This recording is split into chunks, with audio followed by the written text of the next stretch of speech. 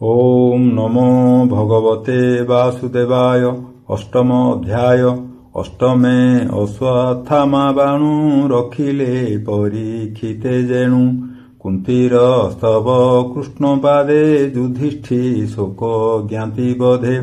सुतोवाच सकले मिली दुख शोके मिलिले गंगार उदके। मृत्यु उदक दान अर्थे द्रौपदी कुंतीर सहिते। अपरे जेते नारी गणे सकले शोक निवारणे।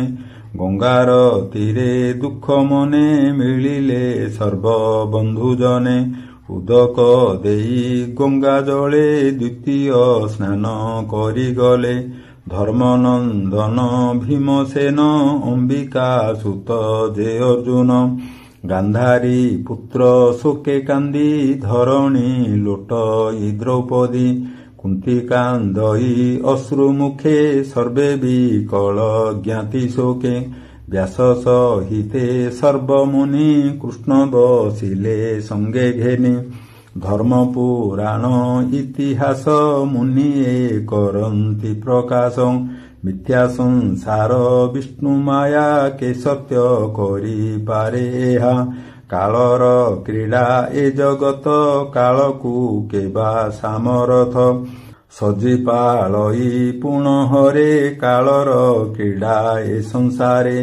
ताहाकु प्रतिक्रिया नाही एमन्ते बोध तांकु देई। शोक हरिले नारायण एबे हो मुनि गणे शुण। दुष्ट राजांको संग मेले कितबे राज्य हरिथिले। द्रौपदी केश स्पर्श दोषे स्वभावे अल्प आयुषे। ताहांकु प्रभु माया करी अर्जुन गांडीबे संहारी। युधिष्ठिरंकु राज्य देले अवनी भारा निबारिले। उत्तम कल्पे सुसंपादी कराई तिनि अश्वमेधि। राजार जस मोहि तले इंद्रर प्राये संपादिले। पांडुपुत्रंकु करि भाव संगते सात्यकी उद्धव। व्यास समेते जेते मुनि कृष्ण पूजिले भाव घेनि। संतोषे सर्व मुनि गणे कृष्णंकु पूजिले कल्याणे। ताहांकु मागी अनुजान रथे बसिले भगवान। द्वारका विजे नरहरि बाजई मंगल महुरी। एमन्ते शुण मुनि जने उत्तरा राजार भुवने। थिला जे अभिमन्युन्ते अनले नगला संगते। विधवा रूपे गर्भवासे कुंती द्रौपदी मन तोषे। तार गर्भकु कोप कला कानने द्रोण गुरु बला। अर्जुन हस्ते दंड पाई लुचिण थिला बने जाई। सही न पारी अपमान कोप बसिला तार मन। संकल्प करी गंगा जले धनु धइला कोपानले। मंत्र उच्चारी ब्रह्मसर बोलई द्रोणंक कुमर। तुजेबे सत्य ब्रह्मसर अवनी अपांडवा कर। एमन्ते पेशिला नाराच गगने जेन्हे रवि तेज। दिश आकाश आबोरिला ताते जे भुवन कंपिला। गगन गोटी से आसई देखि उतरा भय पाई। धामई जीवन विकले केशव सन असंभाळे। विकले बेनी कर तोली डाकई रख बनमाली। हे देव देव जगन्नाथ भारानी बारे तुही जात। अनाथ नाथ भावग्राही मुते संकटु कर त्राही। तोतहु न जानईयान अभय संकट भंजन। ए जे गगन मार्गेश्वर आसई जेन्हे दिवाकर। पांडव कुल ए हरिब एहाकु केबा निबारिब। तोरे शरण गली मुहि मो गर्भ रख भावग्राही। ଏ ଗର୍ଭର ବି ତଳେ ଥାଉ ମୋର ଜୀବନ ପଛେ ଯାଉ। ସୁତ ଉବାଚ ଉତ୍ତରା ବାକ୍ୟ କର୍ଣ୍ଣେ ଶୁଣି ମନେ ଚିନ୍ତିଲେ ଚକ୍ରପାଣି। ଦ୍ରୋଣକୁ ମର ଅପମାନେ ଲୁଚି ଯେ ଥିଲା ଘୋର ବନେ। ମନ୍ତ୍ରେ ମନ୍ତ୍ରୀଣ ବ୍ରହ୍ମସର ମେଦିନୀ ଅପାଣ୍ଡବ କର। ପ୍ରହାର କଲା କୋପଭର ମୁହିଁ କରିବି ପ୍ରତିକାର। ଏକଥା କୃଷ୍ଣ ମୁଖୁ ଶୁଣି ପାଣ୍ଡବେ ନିଜ ଧନୁ ଆଣି। ସୂର୍ଯ୍ୟର ପ୍ରାୟ ଏକେ ଏକେ ପଞ୍ଚନାରାଚ ଅଭିମୁଖେ। ଜ୍ୟୋତି ଚାହିଁଲେ କୃଷ୍ଣ ମୁଖ ଅନ୍ତେ ବୋଲନ୍ତି ରଖ ରଖ। ତାହା ଜାଣିଲେ ନରହରି ତକ୍ଷଣେ ଚକ୍ର କୁସୁମରି। ବୋଇଲେ ଶୁଣ ସୁଦର୍ଶନ ରଖ ତୁ ପାଣ୍ଡବ ଜୀବନ। ତକ୍ଷଣେ କୃଷ୍ଣ ଆଜ୍ଞା ପାଇ ଯହିଁ ପାଣ୍ଡବ ପାଞ୍ଚ ଭାଇ। ମେଘର ପ୍ରାୟ ଆଚ୍ଛାଦିଲା କୃଷ୍ଣର କରେ ବିଜେ କଲା। ସେ ଚକ୍ର ଘେନି କୃଷ୍ଣ ବେଗେ ପଶିଲେ ଉତ୍ତରାର ଗର୍ଭେ। ସୋମାୟା ବଳେ ଚକ୍ରପାଣି କେୟ ବା ପାରେ ପରିମାଣି। ସକଳ ଆତ୍ମା ଯୋଗେଶ୍ୱର ଯାର ମହିମା ଅଗୋଚର। ପାଣ୍ଡବ ବଂଶ ରକ୍ଷା ଅର୍ଥେ ଗର୍ଭ ଆବୋରି ଚକ୍ର ହସ୍ତେ। ସ୍ୱଭାବେ ଅସ୍ତ୍ର ବ୍ରହ୍ମସର ତାହାକୁ ନାହିଁ ପ୍ରତିକାର। ବିଷ୍ଣୁ ତେଜରେ ତା ସଂହାରି ଗର୍ଭକୁ ରଖିଲେ ମୁରାରି। ଯାହାର ମାୟା ଏ ସଂସାରେ ସର୍ଜଇ ପାଳଇ ସଂହାରେ। ଏକି ଆଶ୍ଚର୍ଯ୍ୟ ଅଟେ ତାର ସର୍ବ ଆଶ୍ଚର୍ଯ୍ୟ ଯେ ଈଶ୍ୱର। ସେ ବ୍ରହ୍ମ ଶସ୍ତ୍ର ଯହୁଁ ଗଲା ପାଣ୍ଡବେ ଗୋବିନ୍ଦ ରଖିଲା। ଯାହାକୁ ରଖିବେ ଅନନ୍ତ କି କରିପାରେ ବଳବନ୍ତ। ତକ୍ଷଣେ ପାଣ୍ଡବ ଜନନୀ କୃଷ୍ଣା ଉତ୍ତରା ସଙ୍ଗେ ଘେନି। ପାଞ୍ଚ ପୁତ୍ରଙ୍କୁ କରି ଆଗେ ନମିଲେ କୃଷ୍ଣ ପାଦ ଯୁଗେ। କାତରେ ଯୋଡ଼ିବେନି ପାଣି କଣ୍ଠ କୁଣ୍ଠିତେ କହେ ବାଣୀ। ବୋଲଇ କୃଷ୍ଣ ମୁଖ ଚାହିଁ ଭୋନାଥ କର ମୋତେ ତ୍ରାହି। କୁନ୍ତି ଉବାଚ ଭୋନାଥ ନମୋ ତୋପୟର ଆଦି ପୁରୁଷ ତୁ ଈଶ୍ୱର। ପ୍ରକୃତି ପରେ ତୋର ବାସ ଏଣୁ ପ୍ରାଣୀ କି ଅପ୍ରକାଶ। ଜନ୍ତୁଙ୍କ ଅନ୍ତର ବାହାରେ ତୋ ବିନୁ ଅନ୍ୟ ନାହିଁ ପରେ। ଆଚ୍ଛାଦି ମାୟା ଜବନିକା ନିର୍ଲେପ ରୂପେ ଥାଉ ଏକା। ଇନ୍ଦ୍ରିୟ ଗଣ ତୁଲେ ପୁରୀ ଅବ୍ୟୟ ଆତ୍ମା ରୂପ ଧରି। ତୋହର ମାୟା ଯାର ଚିତ୍ତେ ସେ ତୋତେ ଜାଣିବେ କେମନ୍ତେ। ନଟଙ୍କ ମଧ୍ୟରେ ଯେ ନାୟକ ଦେଶନେ ନାଟେ ମୋହେ ଲୋକ। ନାନା କାଛେଣି ସେ ଭିଆଇ ନୃତ୍ୟକାରଙ୍କୁ ସେ ନଚାଇ। ଦେଖନ୍ତା ପ୍ରାଣୀ ମନ ମୋହେ ମୂଳ ବିଚାରେ ସତ୍ୟ ନୋହେ। ପରମହଂସ ଦୀକ୍ଷାପଣେ ନିର୍ମଳ ଚେତା ମୁନିଗଣେ। ଦୃଢ଼ ଭକତି ଯୋଗ ମତେ ଧ୍ୟାନ କରନ୍ତି ଅବିରତେ। ସେ ଭକ୍ତି ଯୋଗରେ ବିହୀନ କାହୁଁ ଦେଖିବୁଁ ସ୍ତ୍ରୀ ଜନ। ତୁନାଥ କୃଷ୍ଣ ଅବତାରେ ପ୍ରକାଶ ବସୁଦେବ ଘରେ।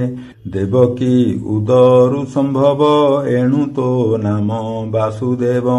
ସକଳ ଜନ୍ତୁ ହୃଦଗତେ ତୋର ବିଜୟ ଆତ୍ମା ତତ୍ତ୍ୱେ। କୁମାର ରୂପେ ନନ୍ଦ ଘରେ ତୋର ବିହାର ଗୋପପୁରେ। ଇନ୍ଦ୍ର ବିବାଦେ ବନମାଳି ପର୍ବତ ବାମ କରେ ତୋଳି। ରଖିଲୁ ଗୋପର ସମ୍ପଦ ଏଣୁ ଯେ ନାମ ତୋ ଗୋବିନ୍ଦ। ତୁମ୍ଭଙ୍କୁ ମୋର ନମସ୍କାର ତୋ ବିନୁ ନ ଜାଣଇଆର। ପ୍ରଳୟ ଜଳେ ତୋର ବାସ ନାଭିରୁ ପଙ୍କଜ ପ୍ରକାଶ। ପଙ୍କଜ ମାଳା ତୋର ଗଳେ ବିହରୁ ଭୁବନ ମଣ୍ଡଳେ। ପଙ୍କଜ ଲୋଚନ ସୁନ୍ଦର ନମଇ ପଙ୍କଜ ପୟର।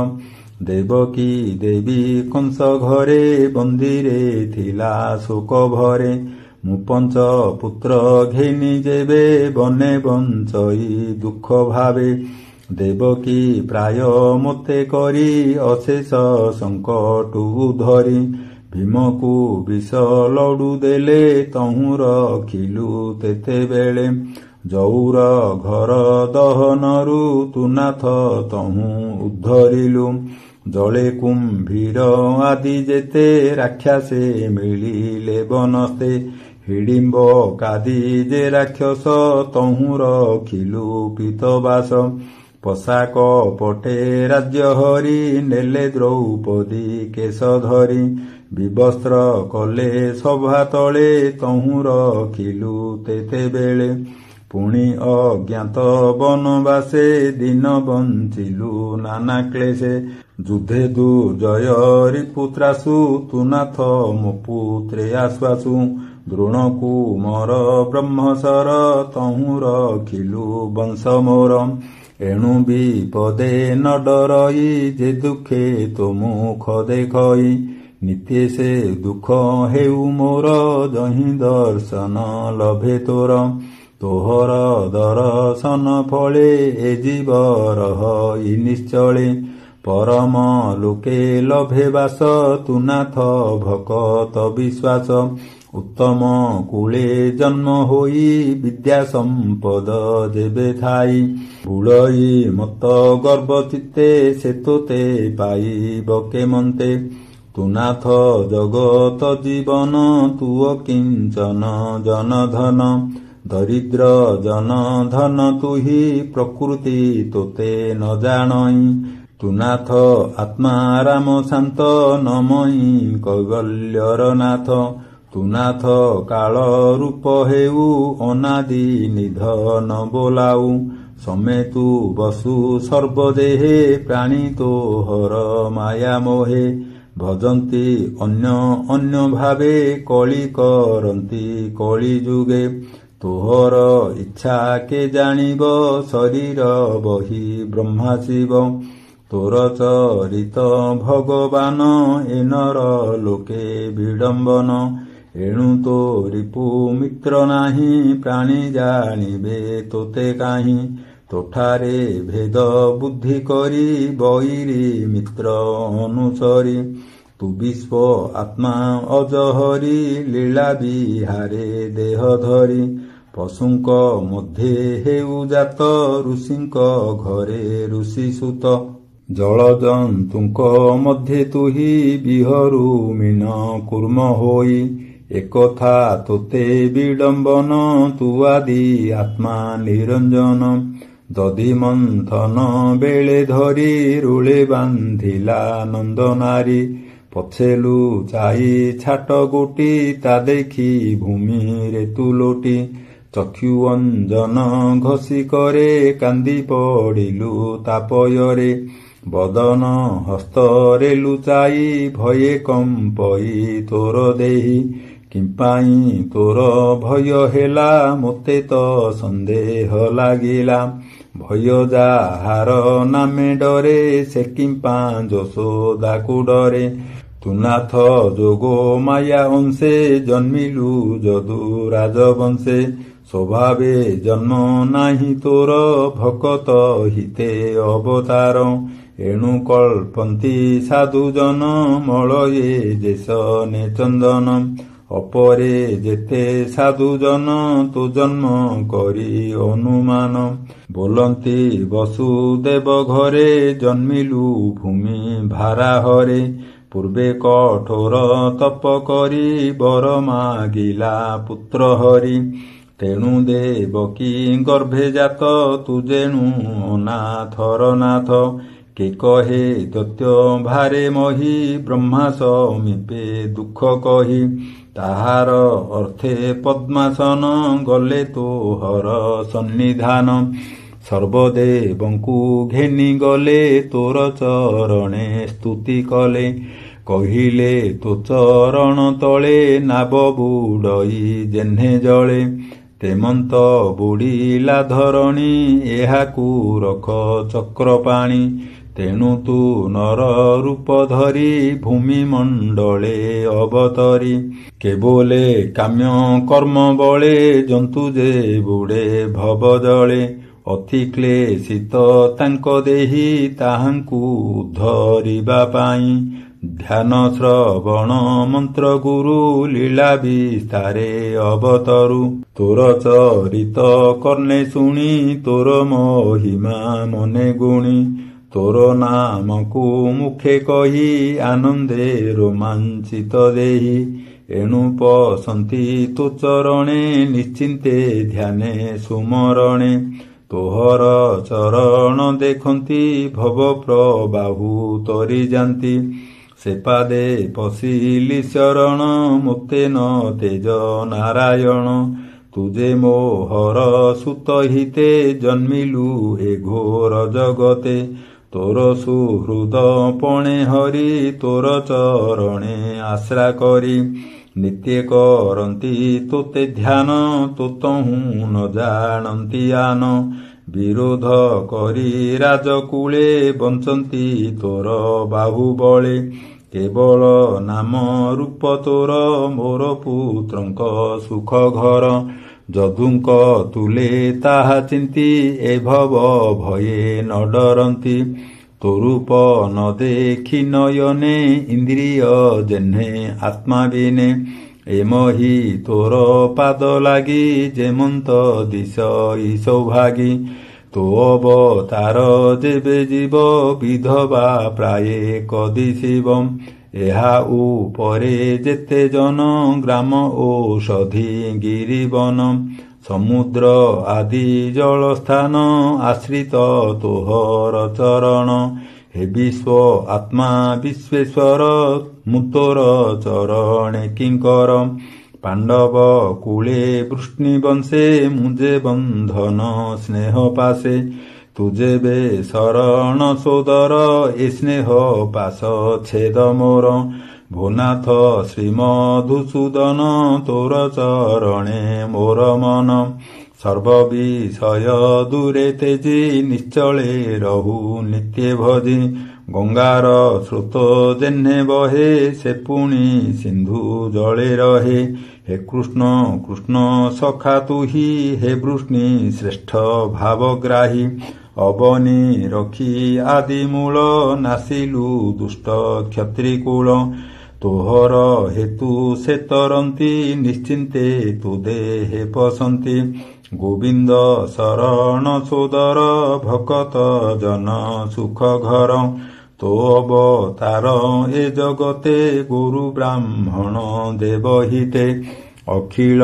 ଗୁରୁ ଯୋଗେଶ୍ୱର ତୋ ପାଦେ ମୋର ନମସ୍କାର ସୁତ ଉବାଚ ସୁତ କହନ୍ତି ମଞ୍ଜୁବାଣୀ କୁନ୍ତି ବଚନ କୃଷ୍ଣ ଶୁଣି ହସି ବୋଲନ୍ତି ଦାମୋଦର କୋମଳ ବଚନ ଗମ୍ଭୀର କରିବି ସତ୍ୟ ତୋ ବଚନ କହି ଉଠିଲେ ଭଗବାନ ହସ୍ତିନାପୁରେ ଯାଇ ପଶି ସକଳ ନାରୀଙ୍କୁ ଆଶ୍ୱାସୀ ବ୍ୟାସ ସହିତେ ମୁନିଗଣ ସଙ୍ଗତେ ଘେନି ନାରାୟଣ ନିକଟେ ବସି ଏକେ ଏକେ ବୋଧିଲେ ଇତିହାସ ବାକ୍ୟେ କୃଷ୍ଣ ମାୟାରେ ମନ ଛନ୍ନ ନ ବୁଝେ କୃଷ୍ଣର ବଚନ ସ୍ନେହ ମୋହରେ ବଶ ହୋଇ ଶ୍ରୀକୃଷ୍ଣ ମୁଖ କୁଅ ନାଇଁ କପାଳେ ଦେଇ ବେନି କର ବୋଲଇ ରାଜା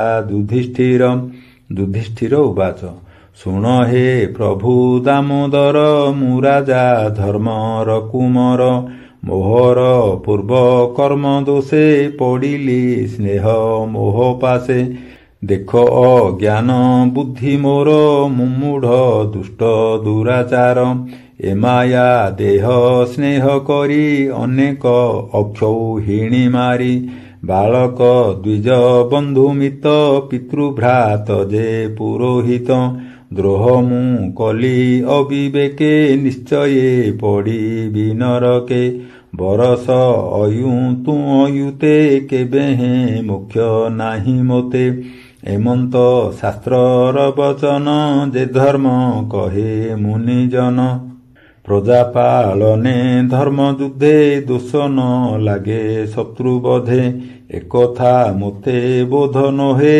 ସକଳ ଘଟେ ହରି ରହେ ପ୍ରାଣୀର ବୋଧେ କାହିଁ ଧର୍ମ ଏଟି ଅବିଦ୍ୟା ମୋହ ଭ୍ରମ ବନ୍ଧୁ ବାନ୍ଧବ ନ ପ୍ରମାଣୀ ସଂଗ୍ରାମେ ମଲେ ଯେତେ ପ୍ରାଣୀ ତାଙ୍କର ମଣି ମାନେ ଗୃହେ ଦିନ ବଞ୍ଚନ୍ତି ଶୋକ ମୋହେ ତହୁଁ ଯେ ତାପ ଉପୁଜିବ କି କର୍ମେ ସେ ତାପ ଖଣ୍ଡିବ ଦେହେ ଲାଗିଲା ପଙ୍କ ଯେନେ ନ ଯାଇ ପଙ୍କେ ପ୍ରକ୍ଷାଳନେ ମଦ୍ୟକୁ ଆଣି ଦେହେ ବୋଳି ମଦ୍ୟେ ଯେ ସନେ ତାପ ଖାଳି ପ୍ରାଣୀର ବଧ ପ୍ରାଣୀ ହତେ କାହୁଁ ତାରିବ ଯଜ୍ଞ ମତେ ସୁତ ଉବାଚ ଏମନ୍ତ କୃଷ୍ଣର ଅଗ୍ରତେ ରାଜା କହିଲେ ଦୁଃଖ ଚିତେ ତକ୍ଷଣେ ପ୍ରଭୁ ନରହରି ମାୟାରେ ତାଙ୍କ ମନ ହରି ପଞ୍ଚପାଣ୍ଡବ ସଙ୍ଗେ ଘେନି କିଛି ନ କହି ହେଲେ ତୁନି ସେ ମାୟା ଧର ପାଦଗତ ନମଇ ଦାସ ଜଗନ୍ନାଥ। ଇତି ଶ୍ରୀମଦ୍ ଭାଗବତେ ମହାପୁରାଣେ ପାରମହଂସ୍ୟାଂ ସଂହିତାୟାଂ ପ୍ରଥମ ସ୍କନ୍ଧେ କୁନ୍ତୀସ୍ତୁତିର୍ଯୁଧିଷ୍ଠିରାनुतापो नाम अष्टमोऽध्यायः। श्रीकृष्णं समर्पणमस्तु। ओम नमो भगवते वासुदेवाय।